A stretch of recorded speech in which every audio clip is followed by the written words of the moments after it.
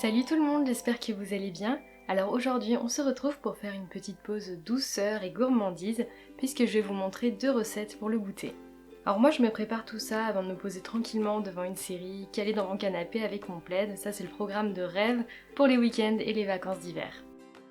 On commence par une recette de biscuits à base de chocolat et de noix de coco. Pour cela j'ai besoin de 200 g de farine, 100 g de sucre, j'ai mélangé 50 g de sucre blond et 50 g de sucre complet pour que le biscuit prenne une jolie couleur caramel. J'ai aussi utilisé 80 g de beurre de cacao en pastille, ça me permet de remplacer le beurre classique et ça a un goût absolument divin. Je vous mets en barre d'infos les liens vers les sites sur lesquels vous pouvez en acheter. Je rajoute aussi 2 cuillères à soupe de graines de chia, 1 cuillère à café de levure chimique, un petit peu de cannelle et un petit peu de vanille. Pour le glaçage, j'utilise simplement du chocolat pâtissier à 52% de cacao. Celui-ci est bio et végétalien et le prix est très abordable, donc moi je l'aime beaucoup.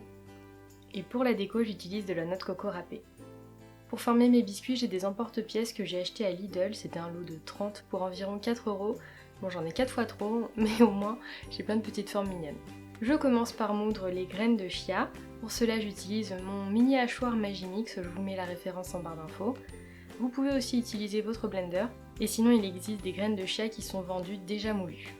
Les graines de chia ont la propriété de former un gel lorsqu'elles sont en contact avec de l'eau et ça va permettre de remplacer l'œuf et donner un petit peu de moelleux au biscuit. En plus, le fait de broyer ces graines rend les nutriments beaucoup plus accessibles. Là, c'est pas spécialement intéressant vu qu'on fait des gâteaux et qu'on n'est pas là pour faire des recettes saines, mais c'est bon à savoir de façon générale.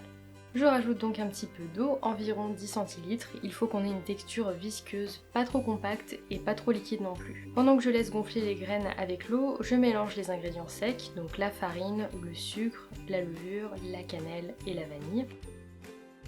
Pour pouvoir incorporer le beurre de cacao, je le fais fondre au bain-marie et une fois qu'il est fondu, je mélange les graines de chia et le beurre de cacao avec le reste de la préparation. Il n'y a plus qu'à mélanger la pâte jusqu'à obtenir une texture homogène et qui se tient. N'hésitez pas à ajouter un petit peu de farine si vous trouvez que votre pâte est trop molle. Alors ça en fait c'est ma base de pâte à cookies. Donc si vous voulez vous pouvez simplement rajouter des pépites de chocolat, former des petites boules et faire des cookies classiques. Là moi je vais étaler ma pâte au rouleau entre 2 feuilles de papier sulfurisé pour avoir une épaisseur d'environ 5 mm. Et après je vais venir découper dans la pâte mes biscuits grâce à mes emporte-pièces. Avec le reste de pâte, je reforme une boule que je vais continuer à étaler et refaire des biscuits jusqu'à ce que j'ai plus de pâte du tout. Là, pour ma part, j'ai pu en faire 25 en tout et pour tout. Je transfère tous mes biscuits sur une plaque de cuisson avec une feuille de papier sulfurisée et je fais cuire au four pendant environ 20 minutes à 180 degrés. Pensez quand même à surveiller la cuisson pour ne pas que vos biscuits brûlent. Une fois qu'ils sont cuits, je les laisse refroidir pendant environ 10-15 minutes et pendant ce temps-là, je fais fondre mon chocolat pâtissier au bain-marie. Ensuite, je vais venir appliquer du chocolat sur une des faces de mes gâteaux. J'utilise une petite maryse que j'ai achetée chez Aromazone, je la trouve vraiment super pratique pour ça, mais aussi pour vider mon pot de nocciolata. Voilà, petite astuce de gourmande. Après, il n'y a plus qu'à saupoudrer de noix de coco râpée. Vous n'êtes pas obligé de le faire si vous n'aimez pas ça, utilisez des perles de sucre, enfin n'importe quoi qui ressemble un petit peu à de la neige. Et ensuite, on laisse refroidir le chocolat jusqu'à ce qu'il durcisse bien. Alors ces biscuits sont légèrement moelleux à l'intérieur, et plus vous aurez fait une pâte épaisse et plus ils seront moelleux. Et bien sûr, pour accompagner ces biscuits, on est obligé de se faire un bon chocolat chaud.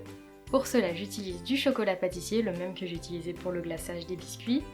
J'utilise une rangée de carrés environ par tasse. J'utilise aussi du lait végétal. Alors j'ai l'habitude de le faire avec mon lait d'amande classique, mais là j'ai essayé avec du lait de riz et de noisettes et c'était vraiment super bon. Je rajoute aussi un petit peu de cannelle, de noix de muscade et de vanille. Pour la déco, je fais aussi une chantilly à base de lait de coco.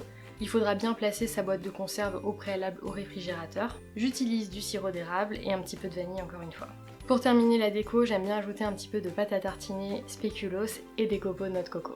Donc dans une casserole, je mets le chocolat avec toutes les épices et le lait et je fais cuire en remuant jusqu'à ce que le chocolat soit totalement fondu. Pour faire la chantilly, j'utilise la partie solide du lait de coco à laquelle je rajoute un petit peu de sirop d'érable, de la vanille et je viens mélanger tout ça au batteur.